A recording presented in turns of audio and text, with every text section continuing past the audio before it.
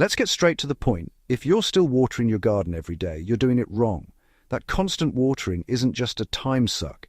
It's actually killing your soil structure, leaching nutrients, and encouraging shallow roots that make your plants weak and prone to disease. Most gardeners don't realize that overwatering or frequent surface watering creates a dependency. Plants stop reaching deep into the soil, your microbes suffer, and your yields plateau. If you want to grow resilient, high-yielding crops without dragging a hose across the yard every morning, you need to work with the soil, not against it. And if you haven't subscribed yet, do that now, because this method changes the way you garden forever. The method I'm talking about is the ancient mycelium technique, and I've tested it extensively in raised beds, small backyard plots, and even hydroponic setups. It's all about creating a network in your soil that distributes water, nutrients, and oxygen directly to the roots, automatically. You're not guessing if your plants are hydrated or nutrient-starved because the system self-regulates and your soil actually improves over time. You need to stop thinking of soil as dirt and start thinking of it as a living system. When I first started experimenting with mycelium in raised beds, I noticed something obvious. All the conventional tips about layering compost, top dressing, or mulching were missing a critical element: fungi. Mycelium is the underground network of fine threads that connect plant roots to organic matter. It's the plumbing and the nutrient highway at the same time. Without it, you're essentially leaving your plants dehydrated and underfed, no matter how much water or fertilizer you add. The first thing I do when applying this method is make sure my compost is active and well managed. For anyone serious about results, a reliable compost thermometer is non-negotiable. I personally use the RioTemp 20-inch backyard compost thermometer, and you can find the link in the description at Influencers and Associates. This thermometer isn't just a gadget, it tells you exactly when your compost is hot, active, or ready, so you can incorporate it at peak microbial activity. Without that feedback, you're guessing, and guessing costs growth and yield. Here's how I integrate mycelium into raised beds. I start with a base layer of coarse carbon material, shredded cardboard, wood chips, or straw. The ratio I aim for is roughly 3 parts carbon to 1 part nitrogen-rich material, like kitchen scraps or fresh grass clippings. Once that's in place, I sprinkle in a generous layer of finished compost that's teeming with microbes. At this stage, the RioTemp thermometer comes in handy. I insert it into the center of the compost to check that the temperature is in the 120 to 140 degree Fahrenheit range, which is ideal for fungal activity. This is critical because if your pile is too cool, the mycelium won't colonize effectively. Too hot, and you risk killing beneficial organisms. Next, I introduce mycelium inoculants. You can use store-bought mushroom spawn, but I often just incorporate chunks of colonized wood or myceliated substrate from previous compost batches. This spreads the network throughout the soil. Then I lightly mix in the top 2 to 3 inches of your soil bed, making sure the mycelium has contact with both compost and native soil. This creates a continuous living pathway for moisture and nutrients. How this looks in a backyard garden.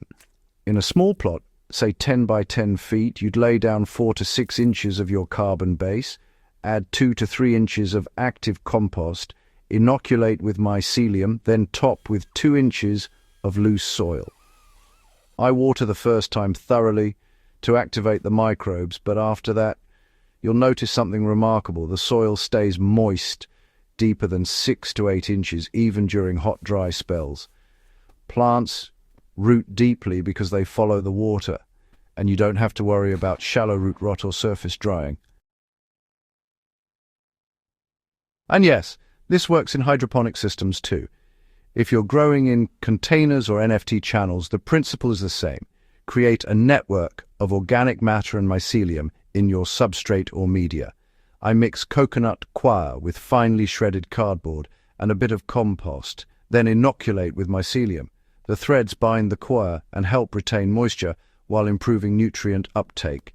I've run hydroponic lettuce beds this way and found I could cut nutrient solution frequency by almost 40% because the mycelium distributes what's available more efficiently. Mulching is not optional, it's a requirement. I cover my beds with a 2 to 3 inch layer of straw, leaves or shredded cardboard. Mulch keeps sunlight off the soil, reduces evaporation, and protects the mycelium network. You don't have to water constantly because the fungal network transports water from below the surface, and the mulch prevents it from escaping too fast. The trade-off is that your mulch has to be thick enough and replaced periodically. If it's too thin, the top dries out and your system struggles. Monitoring is where most gardeners honestly tend to fall short. You really need to check your compost and soil temperatures on a consistent basis. Even those of us who've been at this for years can forget that the activity of microbes and fungi changes with the weather. And that's where tools like the RioTemp thermometer really come in handy. I like to insert it at different depths and in different spots to figure out which areas of the bed are hot and active and which ones are just kind of stagnant. That information tells me if I need to turn the compost, add a bit of water, or maybe top up with more organic material. Plants, they follow the path of least resistance. So if you neglect one area, the roots will simply avoid it. Don't overthink fertilization. With a strong mycelium network, nutrient uptake becomes way more efficient. You just don't need to feed your garden every single week. Personally, I add liquid compost teas only once in a while, and when I do, I pour them right near the roots to work together with the fungal network. Over-fertilizing can actually throw off the whole balance, especially in raised beds and hydroponics. Consistency is way more important than intensity. I see a lot of gardeners trying to blast the soil with amendments once or twice a season, but that just doesn't keep the living network going. You have to treat the soil like the dynamic ecosystem it is. Every couple of weeks I'll top dress lightly with compost, keep an eye on moisture, and make minor tweaks. Over time, the bed almost becomes self-watering and self-fertilizing. Now, just a word on trade-offs. This method isn't instant. You're putting in the work to establish a network. The first season might need a bit more attention as the mycelium gets established, but by the second season you'll see deeper roots, healthier plants, and you'll be using less water. If you're the impatient type, this might feel slow, but honestly, in real productive gardening, slow and steady wins every time. Before I wrap up, here's a quick tip. Even with this system, I always keep a RioTemp 20-inch backyard compost thermometer handy. Knowing your compost temperature and activity lets you adjust your water, aeration, and amendments with real precision. It's the difference between just guessing and actually making data-driven decisions. Seriously, check the link in the description at Influencers and Associates. You'll wonder how you ever gardened without it. So, to sum things up, the mycelium method can really transform your garden from a daily chore into a living, self-regulating ecosystem.